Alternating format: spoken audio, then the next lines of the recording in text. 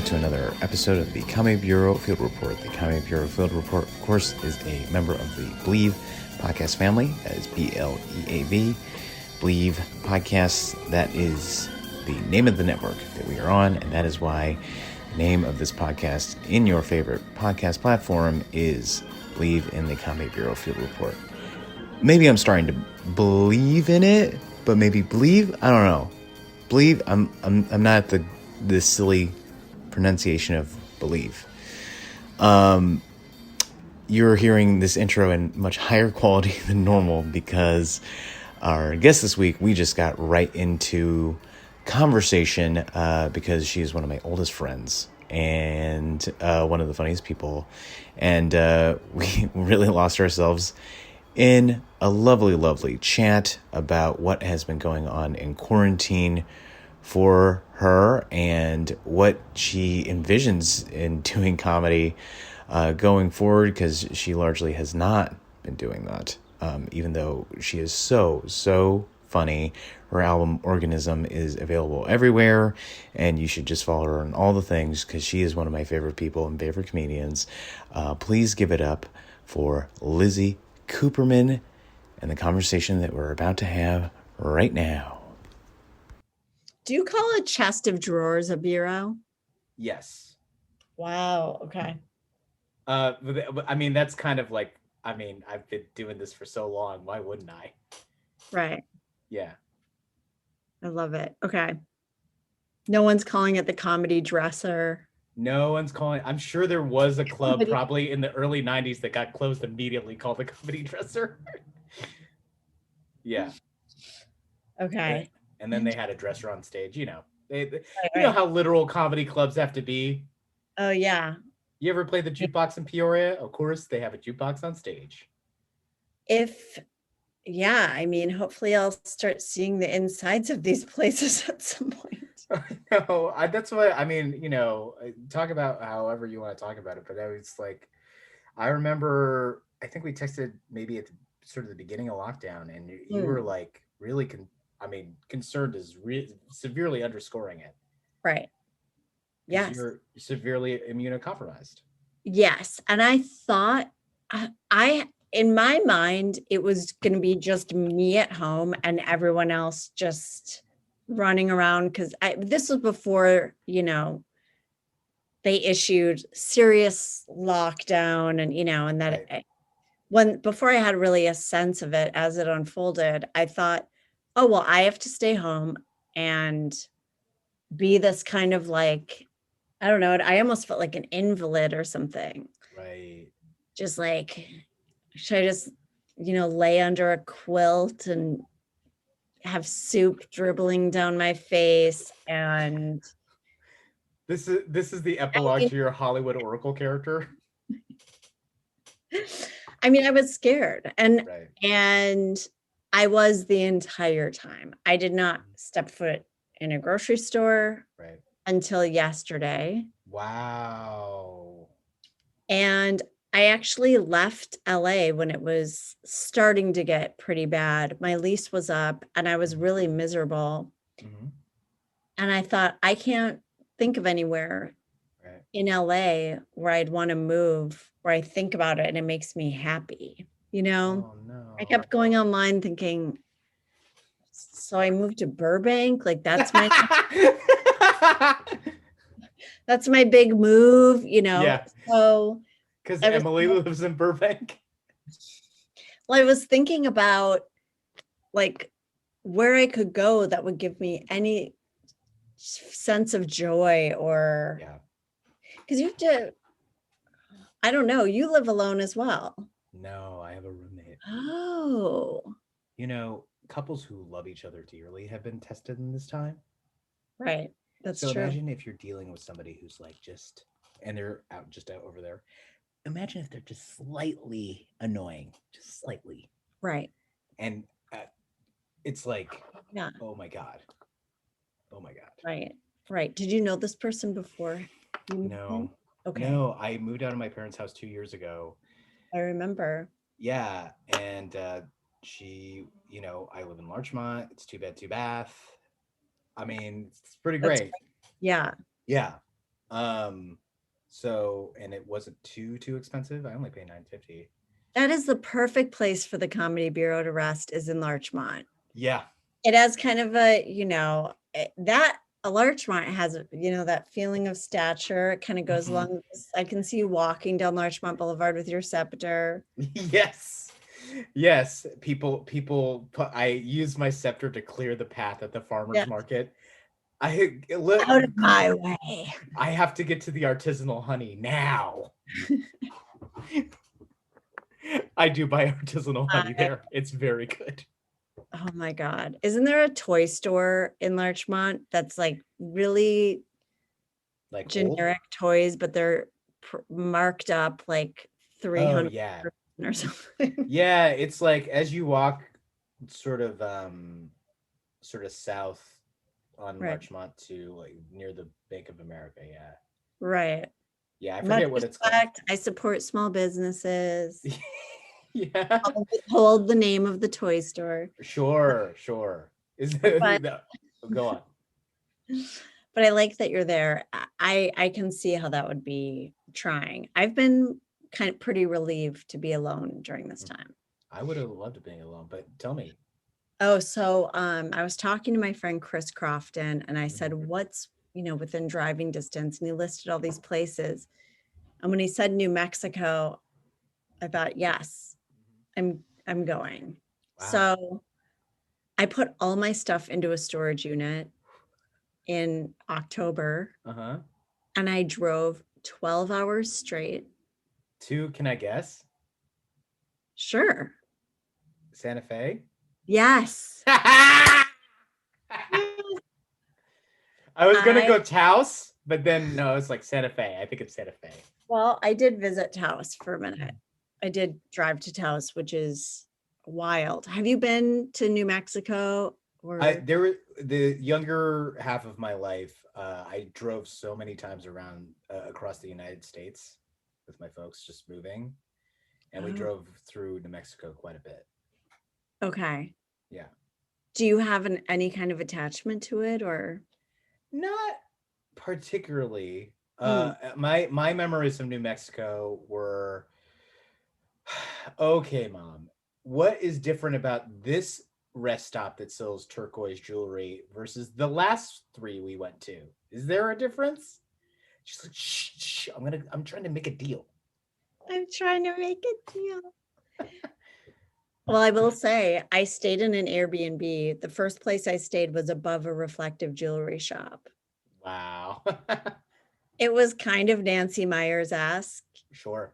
because I was also, taking a creative writing class and a Kabbalah class at the time. Right. Is And- the Santa Fe is the Santa Fe market really flooded with Kabbalah classes? I gotta know. No, but Okay. last year before lockdown, I had gone to the Kabbalah Center Mhm. in Beverly Hills just to see what it was like, and I loved it.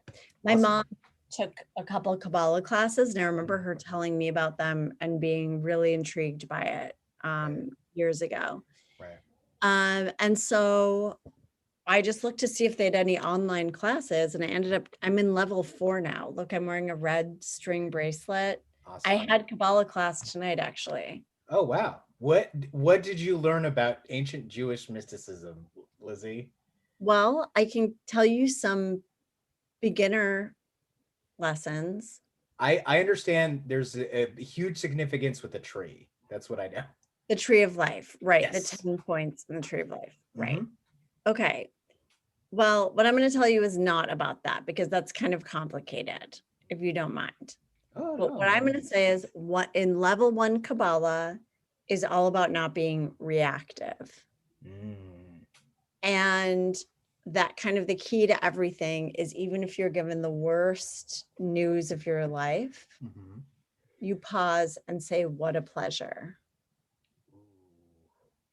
And just even that, for the basis, changed a lot for me in a really positive way. I feel like if you can make it through that step like that, that would be there's no way that wouldn't be a monumental shift. Mhm. I had something happen today that where I kind of spun a little bit, and Mhm. I did that, and it just completely grounded me, Yeah. So it's a lot of it is about not being reactive. Right Mhm. now, we are actually in a period called the Omer, Okay. and it starts on the 15th of Aries. This is what's kind of interesting about Kabbalah is it blends in astrology Okay. into all this. Jake, Hmm. I just realized I can find out what your name of God is. I have an app on my phone. Oh, I would so love this. Oh, please let me know. Okay, What you do I have open to tell you? saying your birthday. You're gonna have to say your birthday. Don't tell industry. I am Right. industry. Did you forget? That's true. Okay, what is your birthday? Do I need to mention the year? You do, unless you want to write it down and hold it up on a card or something. Um, Love a Libra. Okay. yeah, right. Okay, I'm looking it up. Jake. Yeah. Yours is Diamond in the Rough. Really? Yes, and I'm going to read you what it means.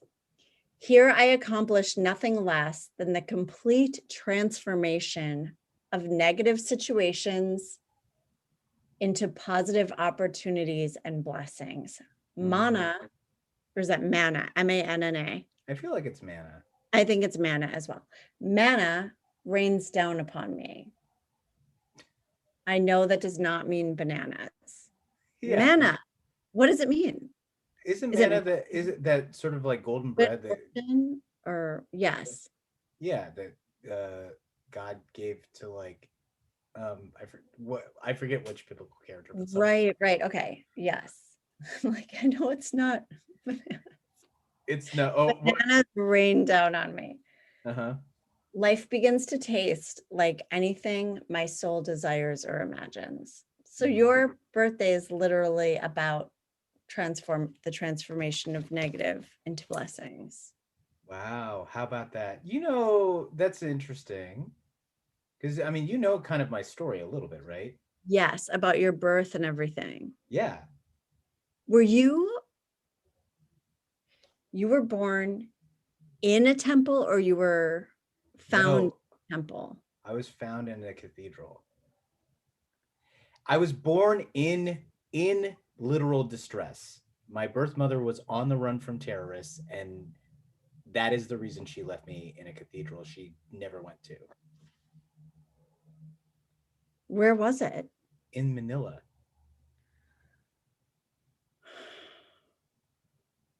I was 9 days old. How do you know this? Did they later? So this is all in an adoption report that I didn't read until 2015 when my dad was like, my parents have always been nice in normalizing me being adopted and like you're adopted, but it's fine. And if you want to ever go find your birth mother and here's your adoption report, anything you want to know, want to do, we're supportive of. And so in that support, I kind of just left it at that. I never really questioned that. But then my dad in 2015 was like, that guy Ted Cruz, I think he should be president. And I was like, okay, I am not related to this person. I need to find out who I'm related to, what the story is. And so, Really? Okay. yeah, I mean, it's only a quarter of a joke. I was like, oh my God. My dad had like a Ted Cruz pin. He showed me this clip of Ted Cruz talking to somebody from BLM. And I'm like, this is not good. So I knew where this adoption report was. And I just went and found it and read it. And of course, like there are reasons why they didn't tell me the whole story when I was 8. They just said like, "Oh, your mom partied a lot, and she lived a life where she couldn't handle that, or like handle having you." So that's why. And I'm like, "Oh, okay."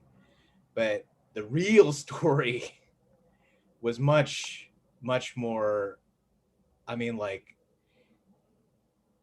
epic. And I mean, I've come to a lot of different points of peace with it in that like she did literally the best that she could and she Hmm.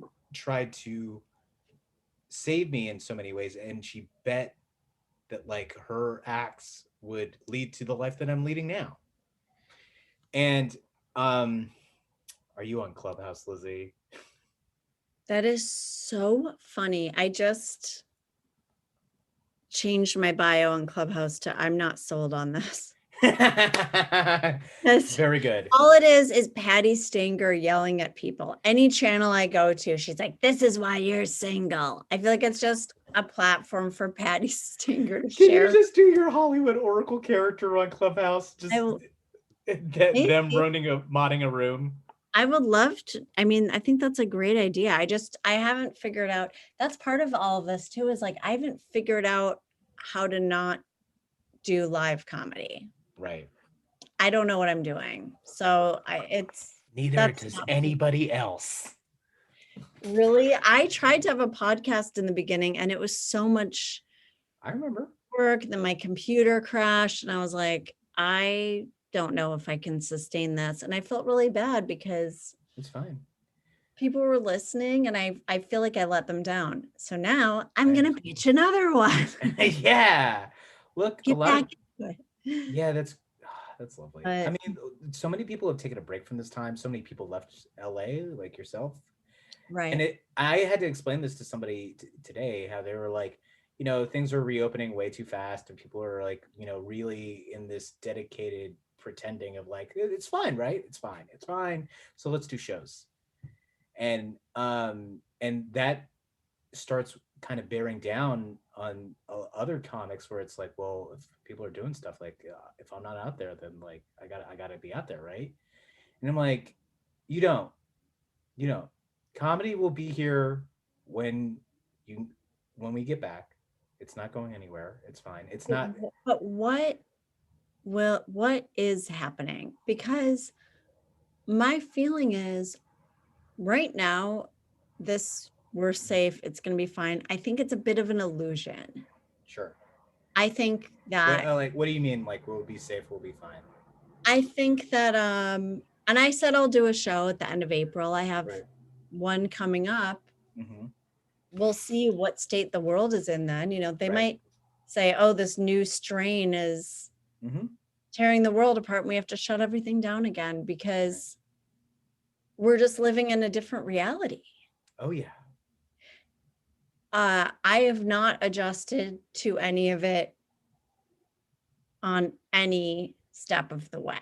I feel completely disoriented. I don't like having to be funny online. It doesn't have like the same energy to me as my performance. I don't feel like it translates really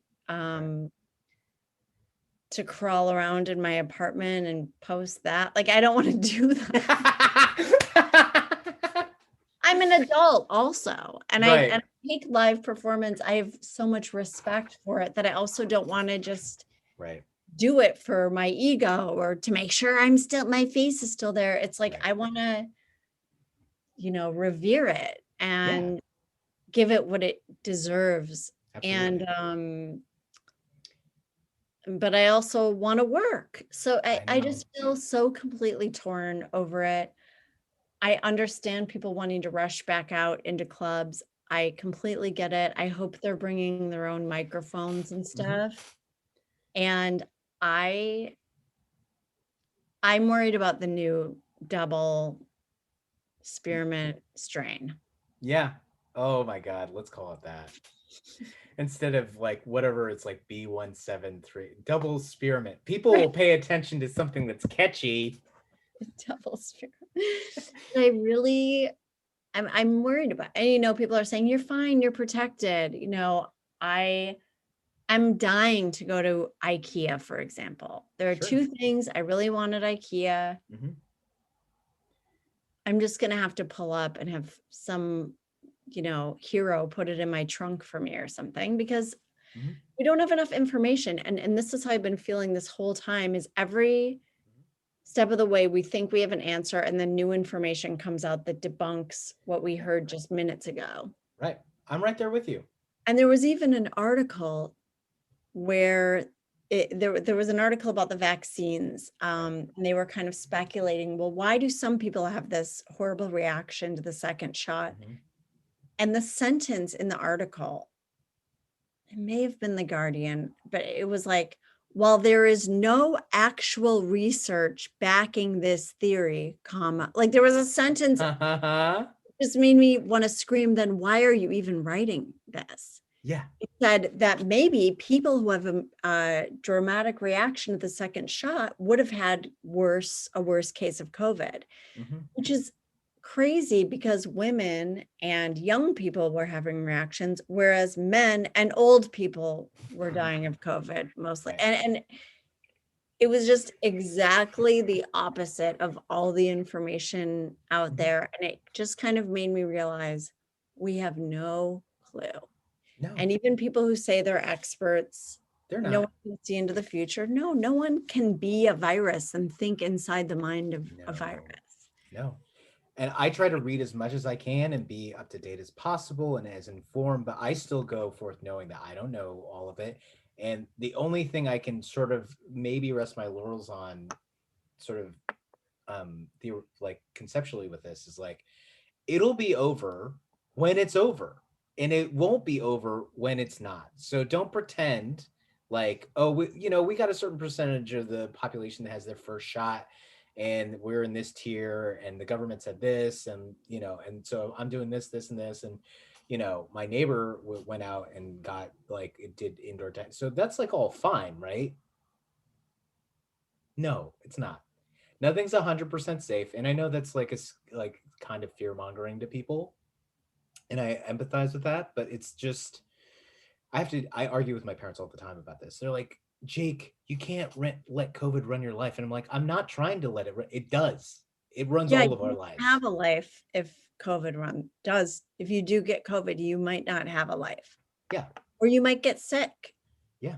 and end up sick for the rest of your Oh, life. yeah, absolutely. I know. So you don't think it's over? No, I don't think it's over at all. I mean, like, there's not even 25% of LA County that's like fully vaccinated. I didn't know that. I mean, I didn't read today's numbers, but like, it's not like we're not near herd immunity or whatever. Do you go to the grocery store and stuff? Sparingly. Right. I get takeout, but like I don't stay anywhere very long, and I double mask. Yeah, that's what I did. Yeah. And I mean, to be honest, at the beginning of it, I was like, I'll admit I was in a bit denial. I wasn't denying that anything was happening, but I just kind of like knew in the back of my mind, like, if everything that is supposedly going to happen that actually did happen, my life's going to go away. Like, everything that defined my life is going to go away for a while. And I They'll just take didn't. away your scepter. Yeah, I mean, Or the truthfully, scepter is the first to go. I only recently started carrying it around again, because I just, like, I very rarely left my house, and it was just like, what's the fucking point? Like, carrying around a vanity cane, a scepter in my apartment. It's 800 square feet, Lizzie, and I only like live in like 400 of it. But you're king. In here. Oh my God. Your place is cute. Thank you. I have put a lot of work into it. That's good. Yeah. I'm glad. Yeah. I mean, geez, talk about transformation. 2020, I'm sure this is the case with so many people, but with a bullet is the worst year of my life.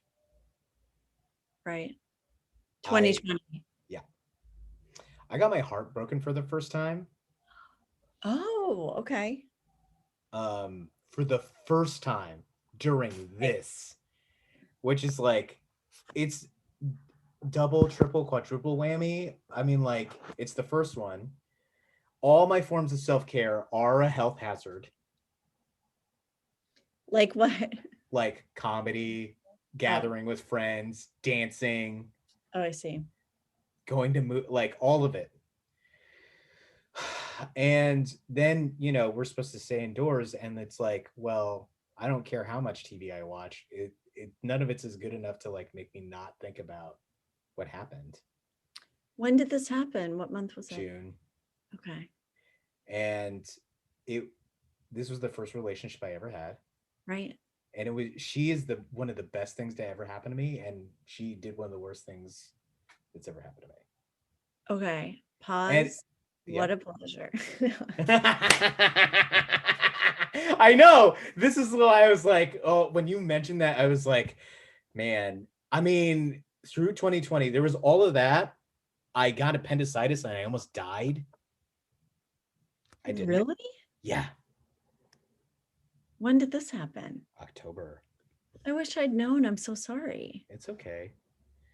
It's okay. So you went to a hospital in the midst of the pandemic. I drove myself to the ER because I do not trust my roommate to be reliable, and I went to the and it was very surreal because I got admitted immediately, and that was because Congratulations.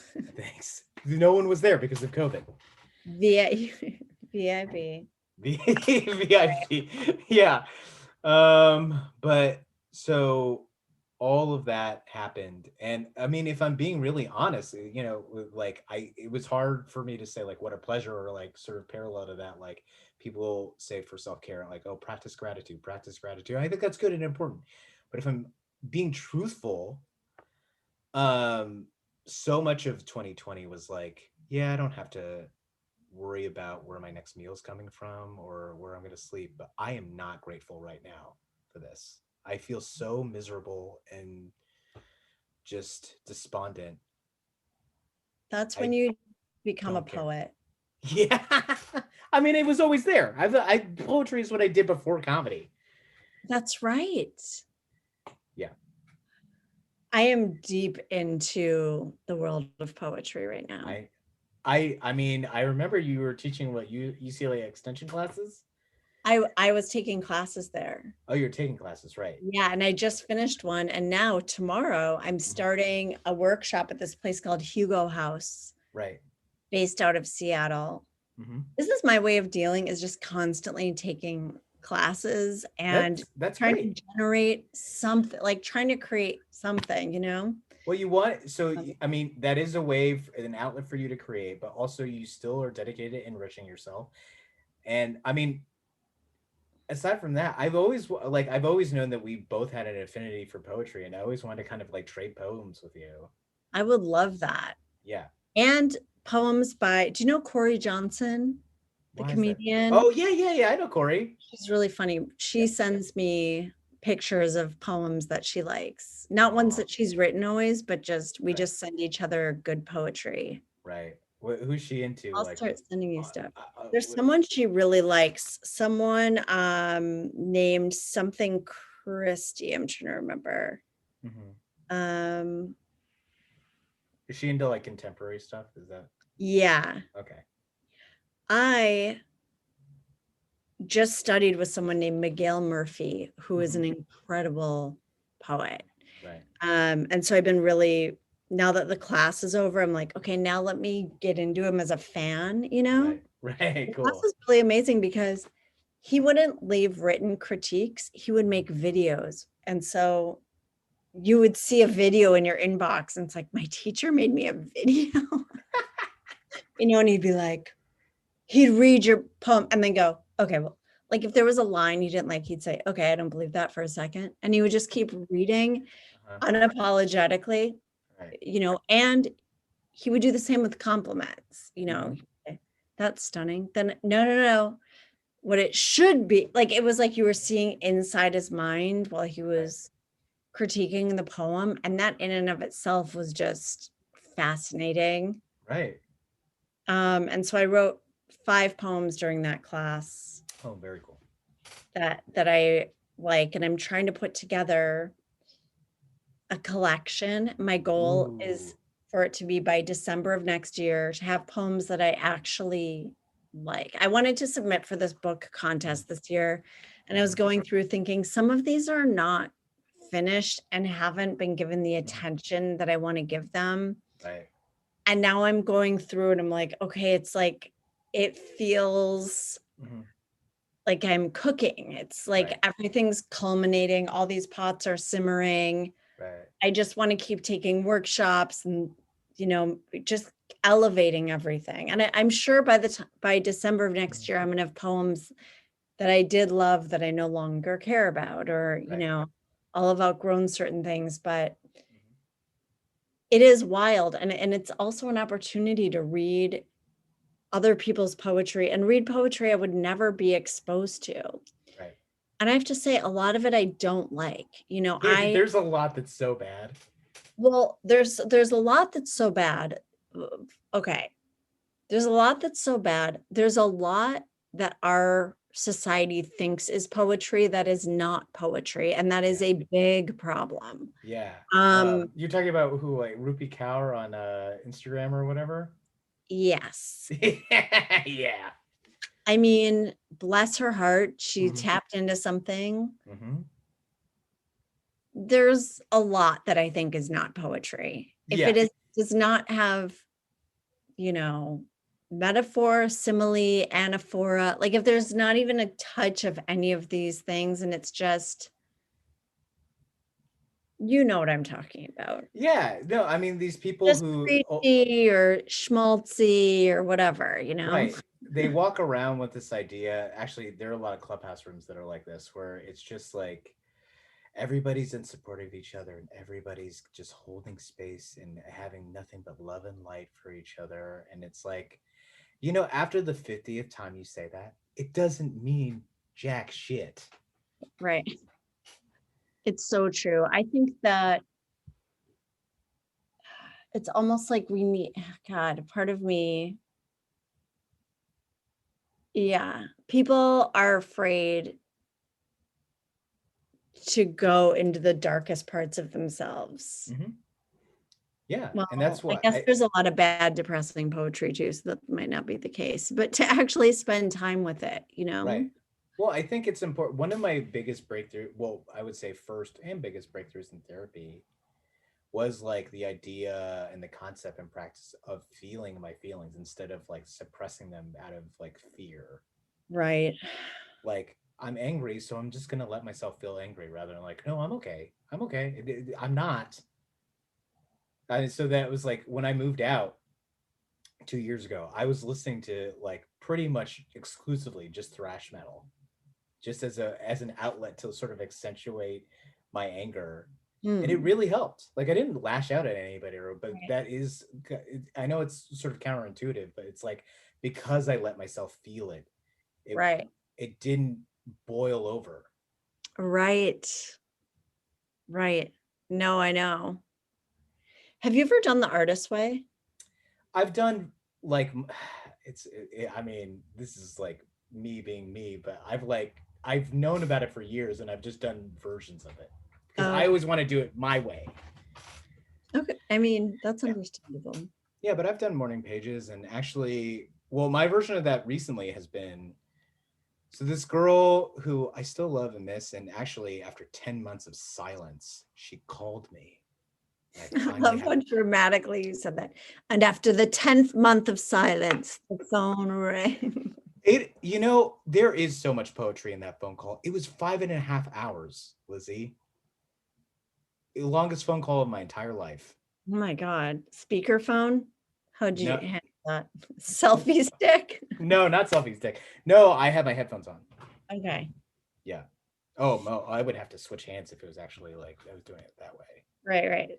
Yeah, but it was closure, and we still in our, I mean, she sent me like, well, the last thing she sent in June, this like in I was just saying like, hey, I sent this text message was essentially like, oh, I did this stuff this weekend and I thought of you. And then she sent like an essay back, almost like literally, of like, you need to do better and you don't care about social justice and you think you care about, and it was like on and on. It was so hurtful.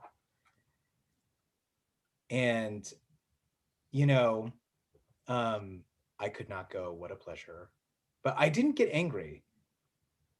Did you just realize this is kind of a sick person? Yeah, I had known that. If that was the case, I didn't mean to put that on her. I just, the thing was, I was on Why Won't You Date Me with Nicole Byer, and she DM'd me. I listened to that. Right? I listened to your episode. It was so good. Thank you. This girl also thought that, and she DM'd me, and That's how we found each other. Wow. Okay. And it Well, I really would like was. to throw out now Yeah. to Jake's millions of listeners that I'm vaxxed. Yeah. Okay. Vaxxed, waxed. There's got a third thing. And ready for spring. That's what my friend Kelly and I.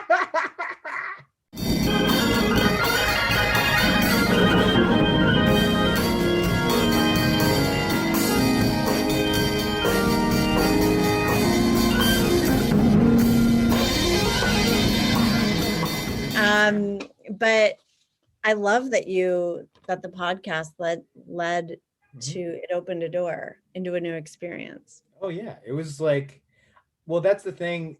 I wasn't even expecting her to call and give me closure. I was like on a path to like just finding peace and really trying to center my thoughts and feelings about it with how much we really loved each other, because I think I found so much of the best parts of myself through that, rather than holding on to the cynicism of how she left.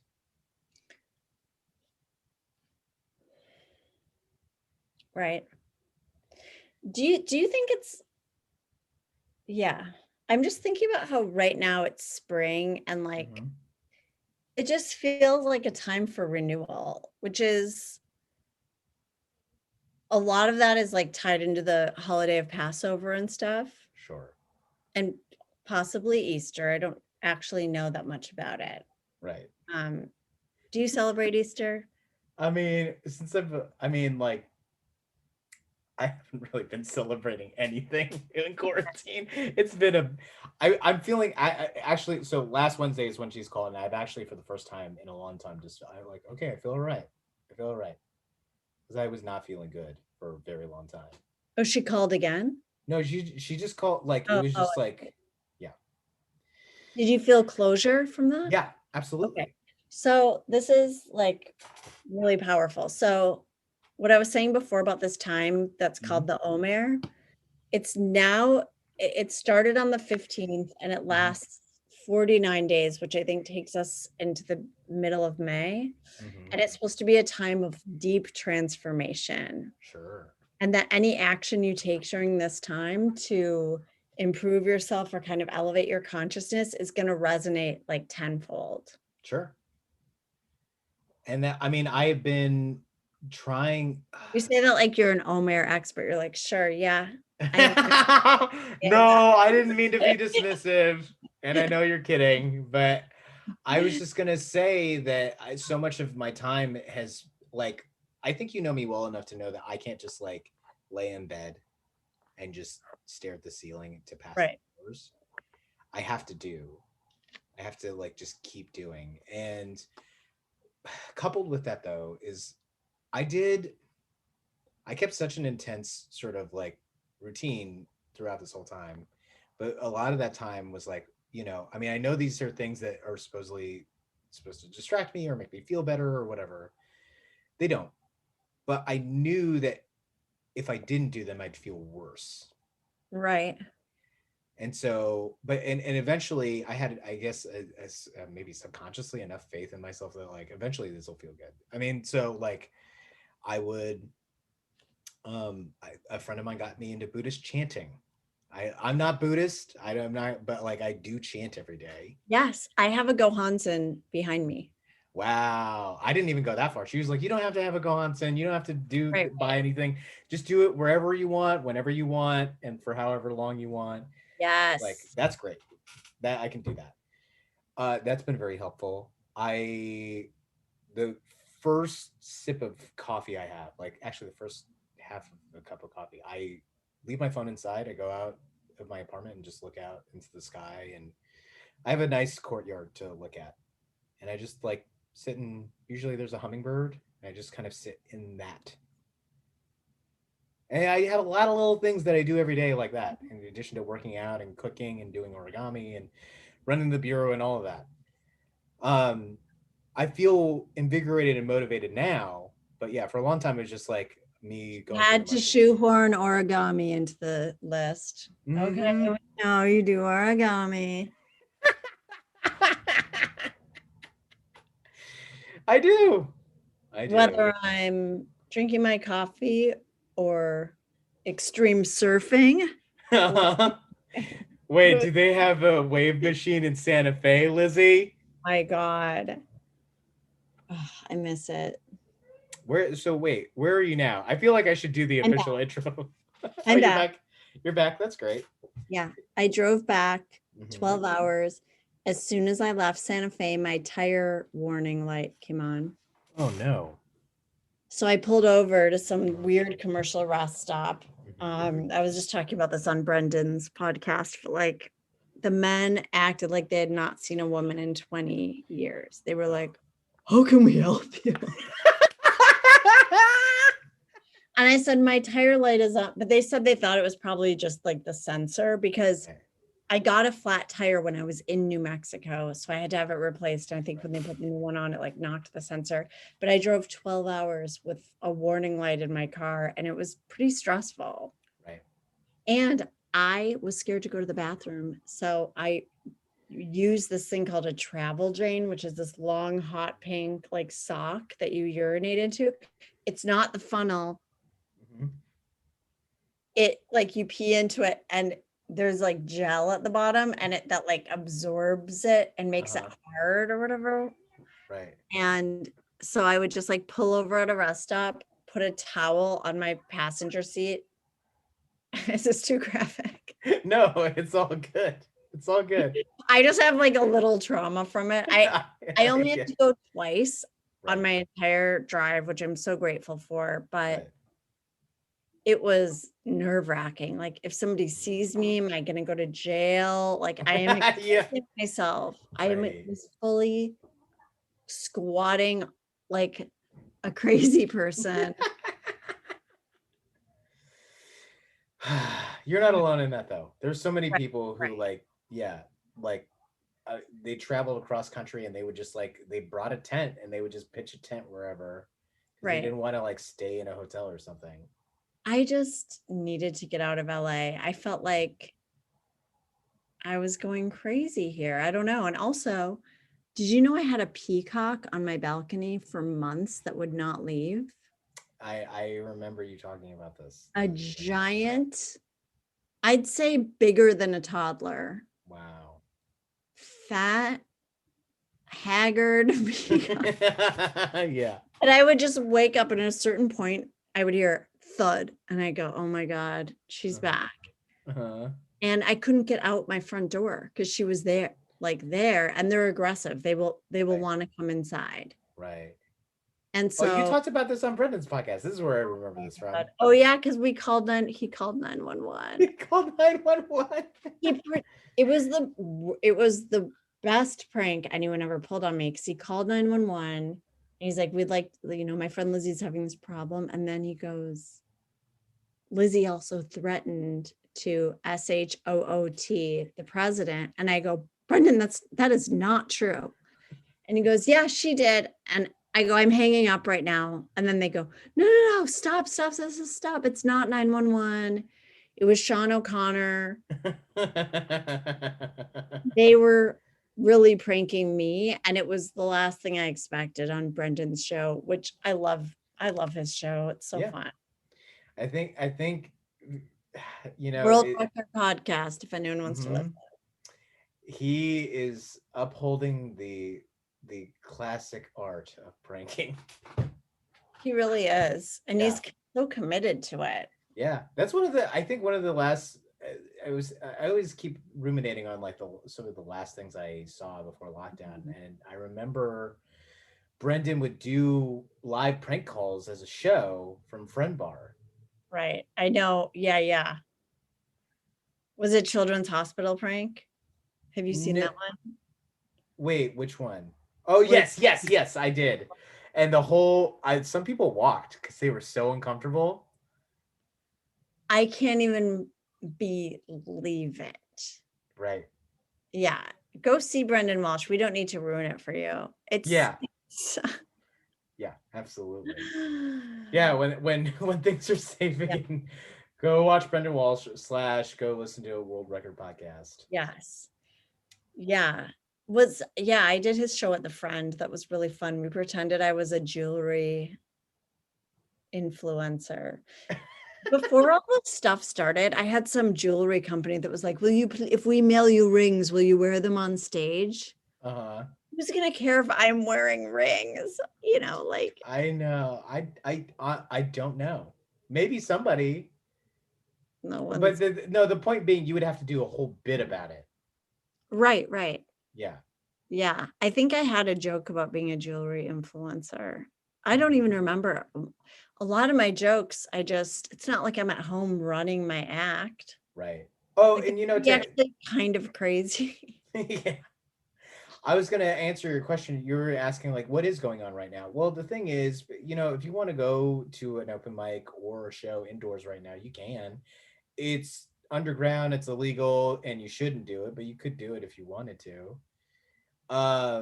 Really? But yeah, there was a frame of time in the fall where it felt safer to go to shows, and I did go to shows then. But you know how I always stand in the back, so I stood even further in the You're back. saying September, October, when the map of the United States just had a huge red circle on top of LA, that was your safe time to go to shows. No, well, actually, I couldn't go in like the latter part of October because I was recovering from emergency surgery. I can't believe that happened. Can Me you feel either. it still? No, I'm fully recovered, thank God. But I mean, that's one of the weird things Like, about they didn't do a very good job. I'm like, can you still feel it? you know what they don't tell you about an appendectomy, Lizzie, is they inflate your stomach with gas, so they have better access to your appendix, and it's easier to remove. And they inflate your stomach so much with gas, your belly's actually distended, and if you're a dude, you look pregnant. And the thing is, it's not like you get to fart it out. You just stay like that for like 2 weeks, and it's so painful. Oh my God. It really sucked. It really, really sucked. How does it get out then? It just slowly, like, in your Slowly sleep. dissipates, yeah. And it's one of those strange things where it's like, you know, I caught it and then I recovered fully. But if you don't, Right. very, very quickly you will die. And I kept looking. It was because pain presented on like a Wednesday, and I didn't go till like Saturday morning. And generally, over like the average amount of time between like you getting appendicitis and your appendix bursting, like I was right at the cusp. But I was in such pain that I could barely walk. But somehow I was able to make sure my pants and jacket matched after I got dressed. And I got my voting guide and laptop charger, and my headphones because I didn't know how long. You have them put like gold stitches in. If I was conscious, I would have asked them. Give me your finest sutures. Yeah, of course. Oh my God. Yeah. I'm glad you're okay. It is a weird time to have things happen. Not good. I mean, what is it called? O'Hare? Omer. I mean, OMER. OMER. Got it. For anyone who wants to look into it. I had been feeling like I had been going through growth in this time, and I definitely have felt like I got so much closure on that call that I felt that growth. Like I felt like, oh, this is all of what I went through, and this is the culmination of that. Isn't it interesting how much we project onto other people too? Like, you probably projected so much importance onto her because she was your first relationship. Yeah, I did. And I there were points at which I felt that, and I was aware of it and I didn't want to, but it was kind of unavoidable. But I mean, I've kind of told details about this on this podcast I mean, I'm more than happy to tell you the whole thing at another time. Because it really is, again, like, she will always mean a lot to me. I will always love her. I'll always miss her. No, you won't. I mean, I'm just saying you might think about her and have certain poetic memories, but you're not going to be in anguish missing her No, forever. no, no, no, no, no. I I didn't go, mean it no, like you're that. not. I'm Patty Stinker on Clubhouse. Get over it. All right, I'm gonna move you to the audience. How on Clubhouse do you even get to speak? Like, I don't even know. Do you raise your hand or something? All right, so if you're going into a room, you'll be in the audience. There is a button to raise your hand, and that lets the speakers, the mods specifically, know that you want to speak, and then they can choose to whether to let you on stage or not. And then that's when you have that unmute button that you get to toggle on and off, and that's Right. when you speak. Or you could just start your own room, and then you get to speak. Yeah, on maybe your I should start a room. Start a What room. should I do? I would say you could just start a room and people will come in that you follow or whatever, probably. Or like Can you send an invite, or is it? you can send in, you can ping people in. Also, you can do a closed room. Like, all right, so let's say in theory, because Georgia's on Clubhouse too, you could have a closed room where it's just you and Georgia on Clubhouse. Okay. That's the thing you could do. Okay. Yeah, but yeah, even separate from that, you could just like, you don't even have to have a name for your room. You can just start one, and like, Georgia Brooks. Georgia Brooks is on there. yeah, she is. And you can talk about whatever you want. You don't have to have like Georgia Brooks was one of the last people I saw also. Yeah, what was one of the last things you did?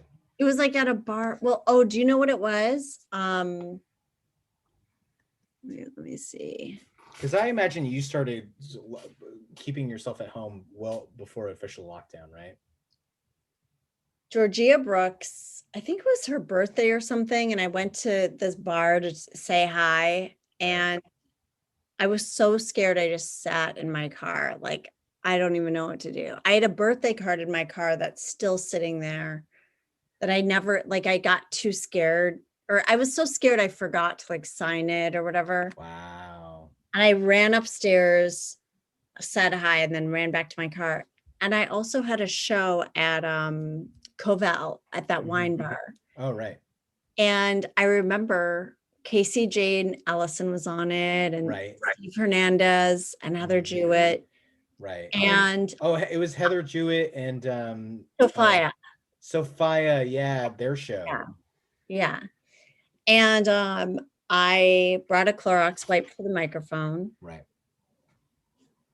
And I think that at that time was perceived as like, what? Because I think it was like March 9th or something. Right. And afterward, we stayed and had a glass of wine. And I remember saying, I don't think we should be doing this. Like, is this okay? And it was the last time. And that was the last show I did. Wow. Yeah. How'd the set go? It was so fun. I mean, it was. Here's the problem. Like, not the problem, but for me personally, I had so much new material that was just like flowing out of me at the time. Right. That I was so excited to keep in my repertoire and build on it. Mm-hmm. And now it's just completely irrelevant. I mean, I had so much Joe Biden material.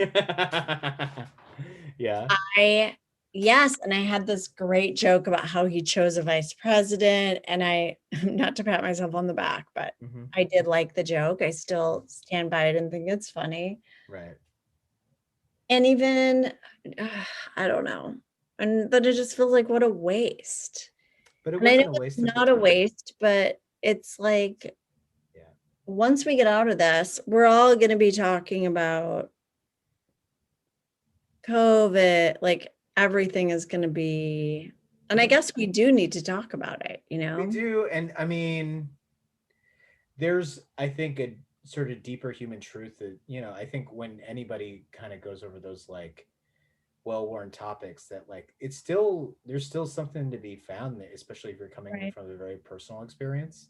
And then there's like, I mean, in just hearing most people's COVID jokes, it's like, oh, I had I grown up in like poverty in the streets, and I've been like, you know, I ate food off of worse things than like what this pandemic is, so I'm not worried. And I'm like, oh God, great. Wait, who's doing that joke?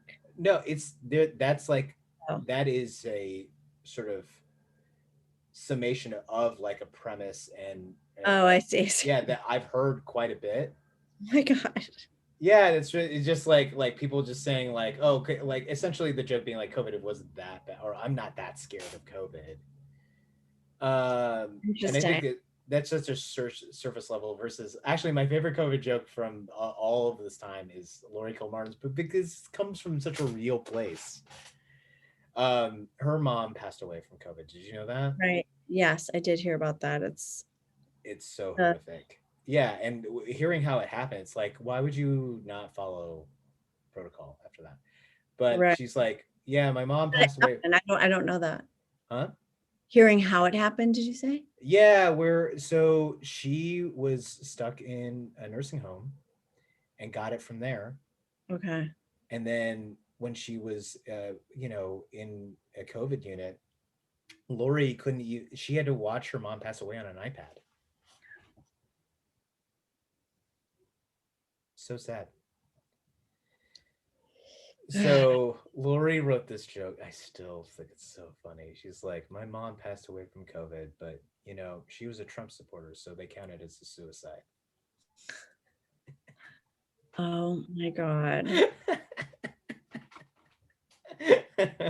Oh my God. Oh God. I heard that joke on Zoom. I used to I be saw obsessed with when I lived in New York, she had a blog and I used to read her blog when I was like in my 20s. And it had like places to go swimming. She was really into swimming at the time. still And is, yeah. she had a blog that was like, this is where you should swim. I just thought so It cool that this woman, like, I just didn't, she was just more than one thing. And I thought it was cool. absolutely. And I still think she is. And I think that's part of what's Yeah. so great. As Yeah. she's very much a mom and still loves swimming and is this like head monologue writer and like and yet she's so funny. All Well, that, you yeah. said she's a head monologue writer, and yet she's so funny. Oh yeah. I didn't mean it like that, but Right, right. sure. No, I know. No, um, Well, some of these shows, oh my God. what should I do, Jay? Like, give me some advice. And what specific What would you want to?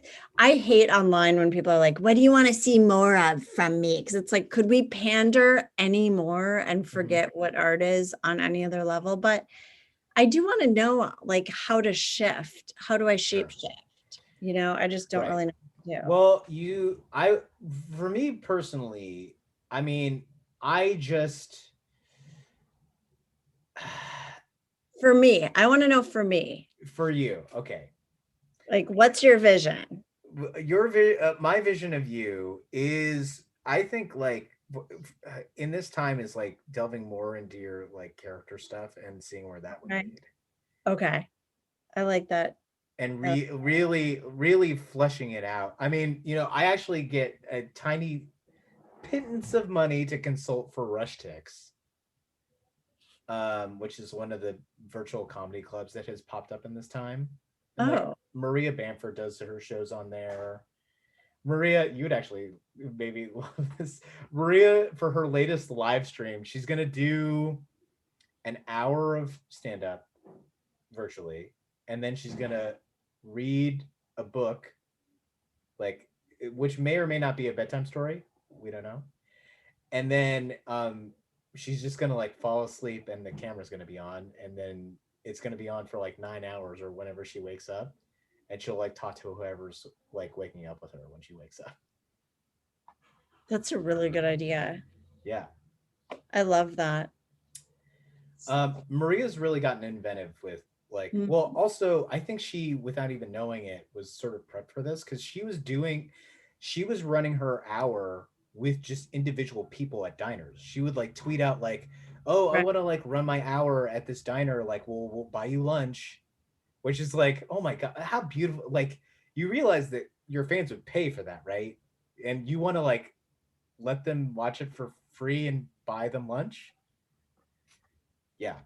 But she had already been used to this like setting of just sitting and then like talking to just like a person.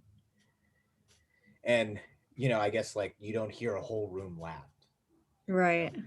Right. So that really worked out for her. But I think one of the other live streams she did was like group therapy. I'd be interested to see you do something with poetry and comedy and mixing that somehow. Not necessarily like Derek Brown. Do you know Derek? What if I know who that is? Derek, he moved out here a while ago, or he used to live here, but he would be a guy. He was like this funny poet that would tour with Eugene Merman. Oh, okay. And he does write good poetry, but he is also funny, and he like kind of like straddles the line a lot with that. But Right. like whenever he would go on stage, he would just like tell funny stories and then do poems, and that was it. Cool. Yeah, but I think there's something. I don't write funny poetry. My poetry. I didn't think you would, but it would be interesting to see like your sort of comedic persona, however you want to mind that. Try to like analyze or dissect poetry or engage with it somehow. You're not helping me, Jake, but I love you. Just kidding. Okay. I'm just spitballing here. No, I love it. I love it. Okay. Do you have any ideas of what you want to do? For you, what do I want for you? Okay. I want the Comedy Bureau to start like I want you to have a truck where you just like drive around announcing the Comedy Bureau stuff out of like a megaphone or something. Okay. My dad just bought a huge truck. Really? Yeah, he has this gigantic Dodge Ram now. Or I'm sorry, Ram pickup, like it's a separate band. Anyways. It would be so funny if you personally, Jake Kroger, brought comedy back to like the 50s, like how they would campaign for elections and stuff. I'm just picturing back to the original, like vote for mayor so-and-so. Like right.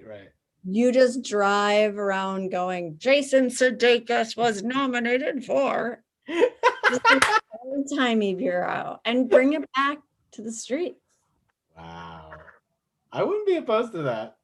I kind of like it. Yeah. And it would fit your whole thing with your, right. I mean, that calls for a vanity cane, if anything ever. I do have several bow ties, and I do know how to tie them. I feel like I love it. Yeah. Do you want to talk comedy news at all? We don't have to if you don't want to. I don't know. How long is the podcast? I mean, I'm just enjoying being here in this moment with you, Lizzie. I know. I haven't even officially introed you. I feel like I have to do that at some other time. Oh my God. This will be like the first episode where I actually have to like cut stuff up and move it around. Right. Okay. It's fine. Most of the time I just like plop it in and just put the intro and the outro and it's done.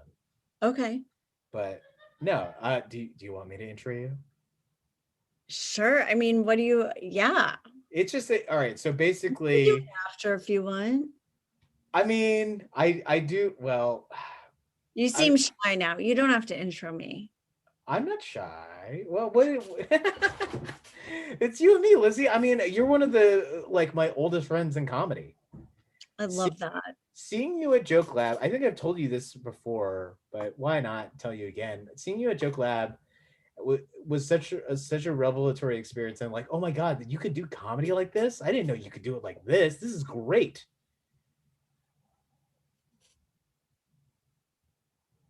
Jake, that's beautiful. Thank you. You're very welcome. I mean, that's why you've always been special to me, Lizzie. I love that so much. I love that. You know what's crazy? You know who was that for me was Todd Glass, who I'm seeing tomorrow night. Really? I saw him perform at Acme Comedy Company. Like he was one of the first comedians I ever saw. And he came and he went into the audience and started spraying whipped cream into people's mouths. And I just thought, what is happening? I can't even believe this. It had nothing like that had ever happened at Acme that I had, been witness to. Right. My And I just God. couldn't stop thinking about how crazy it was. Oh, I'm just trying to picture Todd all those years ago doing that. That's so funny. Yeah. That's Yeah, great. he's amazing. He's amazing. He is. Anyway, All right. well, I'm so happy I get to see you. So happy to get to see you too. Did you want to do pieces or no? I just have homework due tomorrow. That's all. Okay. How much like I'm happy to like sort of cut it short, but like do you have a Okay. hard out? I need to get my stuff done before 9 a.m. So I do have work to do, but Okay. I don't want to stifle your creativity or the episode. So if there's Okay. anything else you want to get out there. Why don't I try to sprint through all this news? I normally Okay. don't even I joke about going through it fast and then we almost never get through it fast, but we'll Okay. actually get through it Okay. fast. Okay.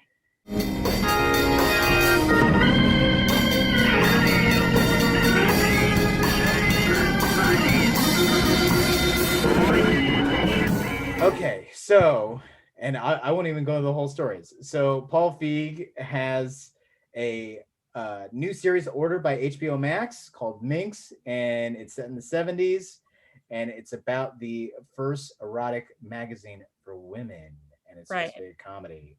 That'll be interesting to see. I can't even remember the last Paul Feig thing that didn't have Melissa McCarthy in it. Interesting. And it seems like this will be more like is dramatic a term yet? I feel like I keep wanting to say that and no one says it. Is what year is it set in? This is the 70s. 70s, you said. Okay. Interesting. Yeah. I think that there's a lot to work with there. I don't think really women read erotic magazines. That's always been perplexing to me. Right. They read. What would they read? I don't know. Maybe they would, but I don't see them. I think women are more like situational and psychological than, well, let me pluck that off the shelf, you know? My knee-jerk reaction was like, yeah, they don't read erotic magazines. They read Lady Chatterley. No.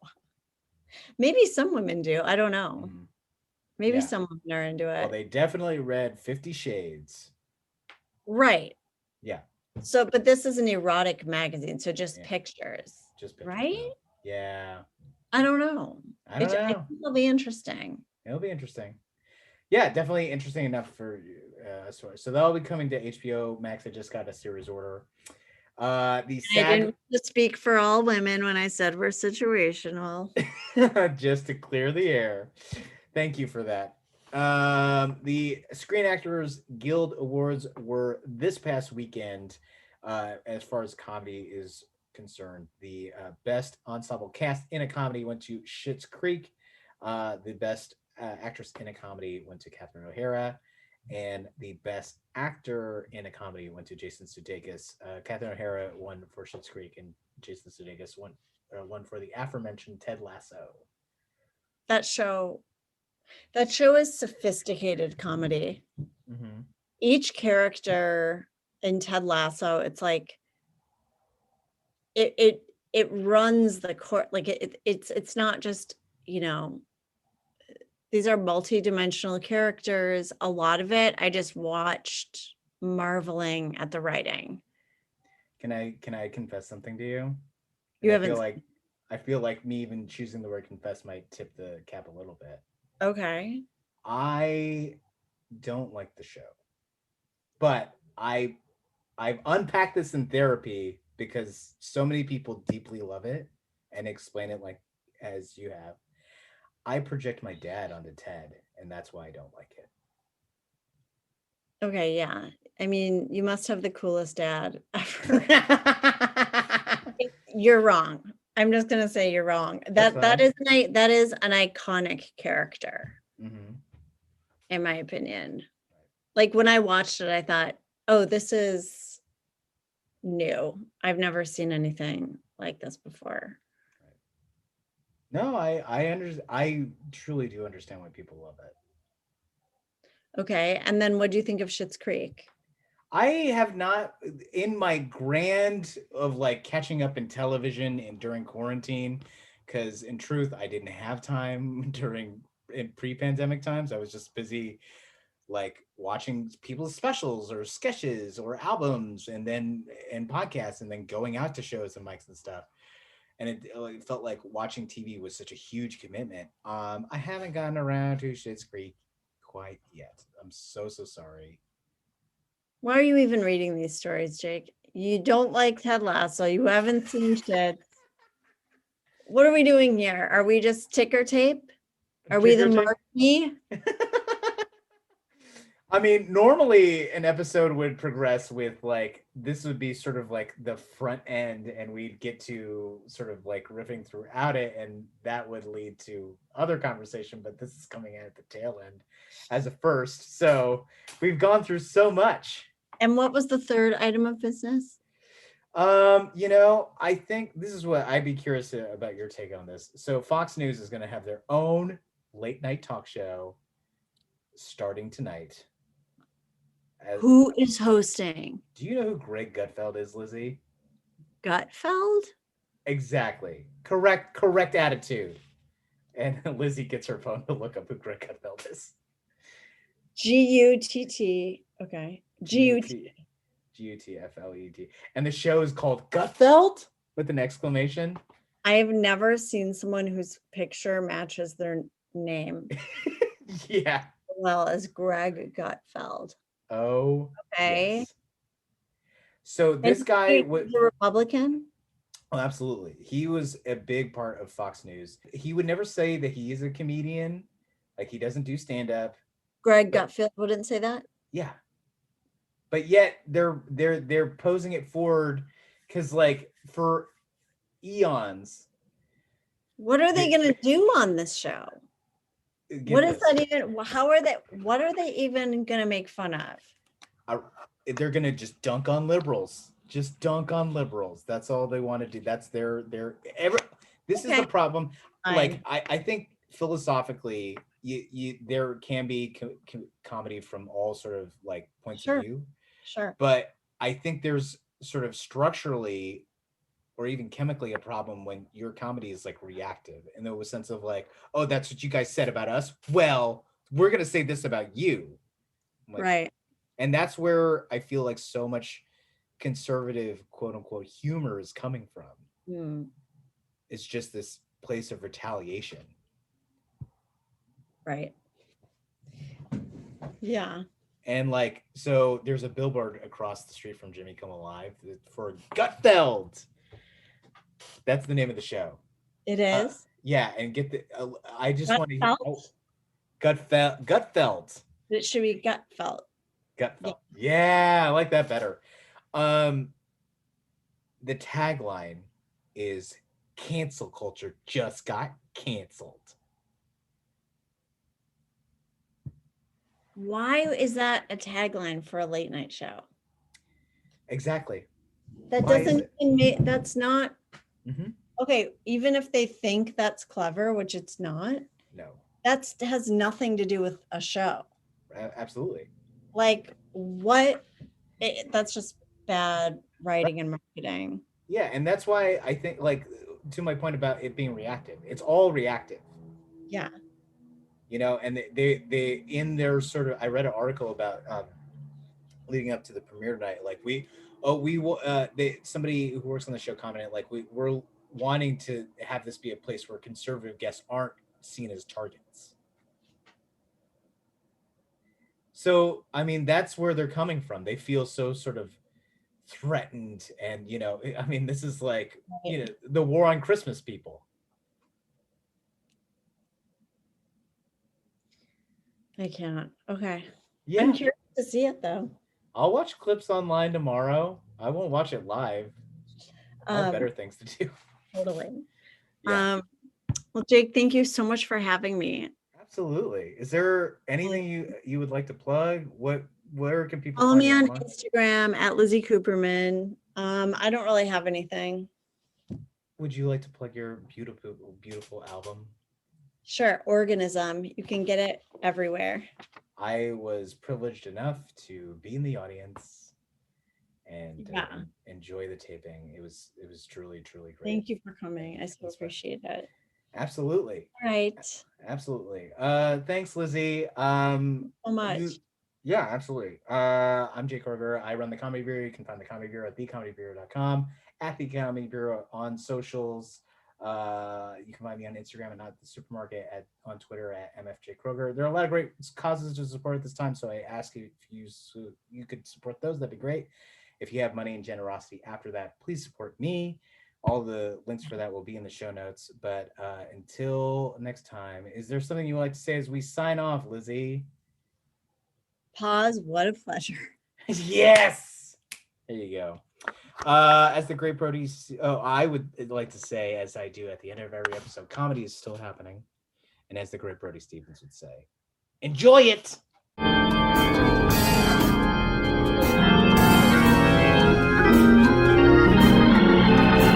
The Comedy Bureau Field Report is recorded, produced, and edited by Jake Kroger. Music by Brian Granillo. Artwork by Andrew Delman and KT. And part of the Believe podcast family.